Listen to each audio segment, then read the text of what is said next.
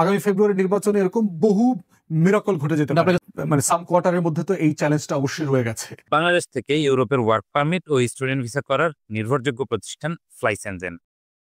কারণ ছাত্র দলের একটা হইলো ক্যাম্পাসে তো আপনার তার সংগঠনটা ভেঙে গেছে।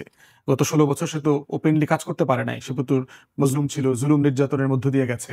বাট মোটা দাগে হচ্ছে বড় রাজনৈতিক দল সবার ব্যাপারে, শুধু বিএনপি না অথবা শুধু জামাত না, প্রতিষ্ঠিত শুধু আওয়ামী লীগ জাতীয় পার্টি না, প্রতিষ্ঠিত সকল রাজনৈতিক দলের ব্যাপারেই তরুণদের সিরিয়াস অনীহা তৈরি হয়েছে।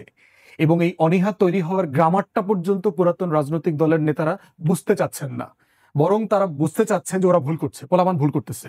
আরে ভাই, 6 কোটি পোলাপান যদি ভুল করে তাহলে আপনি ভোটটা চাইবেন কার কাছে? আপনার 12.5 কোটি ভোটার। এবং আগের গ্রামার কিন্তু ওয়ার্ক করবে না। ডাকসু জাকসুতে এদেশের ইলেকটোরাল গ্রামারে, নির্বাচনী ব্যাকরণে নতুন ব্যাকরণ তৈরি হয়েছে। আগের কোনো ব্যাকরণ দিয়ে এই ব্যাকরণকে আপনি এসেস করতে পারবেন না, বরং এই ব্যাকরণই হচ্ছে আগামী দিনের নির্বাচনের ফলাফলকে প্রভাবিত করবে। এইটা আমাদের বোঝায় যথেষ্ট ঘাটতি আছে। এবং রাজনৈতিক দল যে নামে যার কথাই বলেন, আমাদের সবার কালেকটিভ রেসপন্সিবিলিটি হচ্ছে এই তরুণদের আকাঙ্ক্ষা, তাদের রাজনৈতিক স্বপ্নের এই পাত্রটাকে পালস বুঝতে পারা, যেটা আপনি বলছিলেন।